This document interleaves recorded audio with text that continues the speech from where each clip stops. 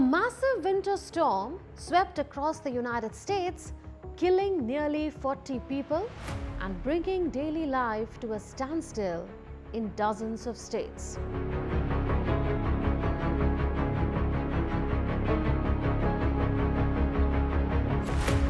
From the southern plains up to the northeast, snow, ice and bitter cold have knocked out power and left emergency crews scrambling. In some places, people stepped out to enjoy the snow for a moment. But officials warned, don't be fooled, the storm is still dangerous. On the roads, it is chaos. Icy streets and deep drifts make every trip risky. The storm has thrown travel into chaos all over the country. Planes are not taking off, people are stuck, and airports are scrambling just to keep things moving. In airports, I fly a lot, so in airports there's always delayed flights, so sometimes I don't get the flight that day, I have to fly the next day. New York City got hit hard.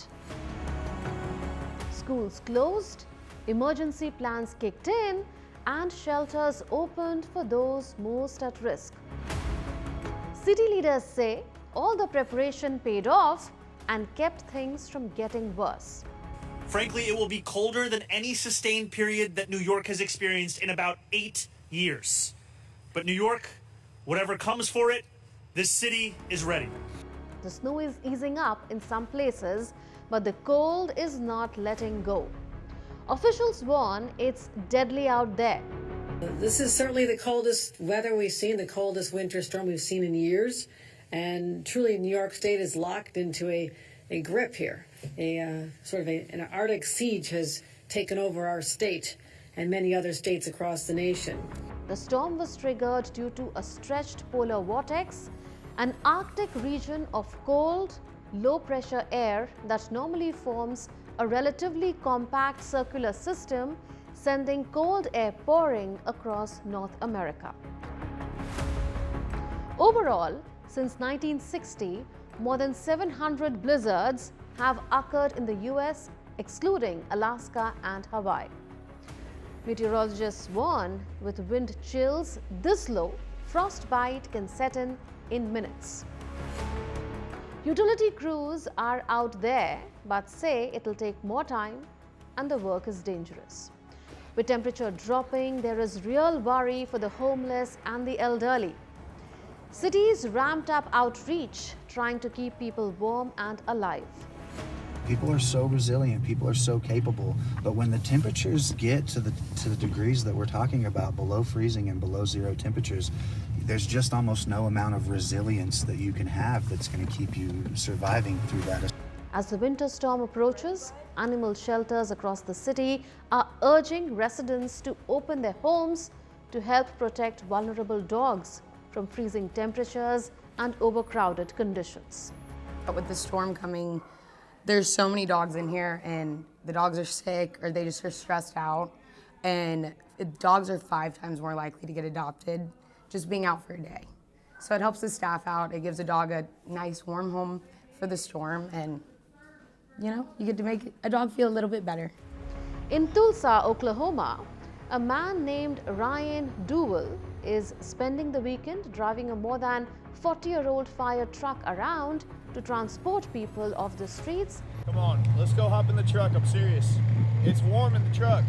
And into warming shelters as temperatures dipped into dangerous conditions. Bought this truck from a government auction, and we just kind of sat for a while and kind of, decided to do something with it this weekend, feeling the need for helping folks. Neighbors are extending help and support. Volunteers with four-wheel drives are getting healthcare workers to the job, helping wherever they can. This storm isn't local. It's got the whole country in a deep freeze. We have lots of firewood already, so just make sure that we have that, and then the basics, canned food, easy to cook meals, chargers are charged, and everyone has everything they need to keep their electronics going at the house. Forecasters say the chill may continue for some days. Recovery is going to be slow. Some places are starting to dig out. Services are coming back, but it's still rough. The New York City ferry is running once again and operating at 90% capacity. Buses and subways are also running normally, though I would encourage New Yorkers to budget some extra time on their commutes. Officials warn the danger is not over yet. Ice and power outages are still a threat. From wrecked travel to massive outages and a rising death toll, this storm has left a mark. Authorities want people to play it safe, stay inside, and check on their neighbors. The country has got a long way to go before things are back to normal.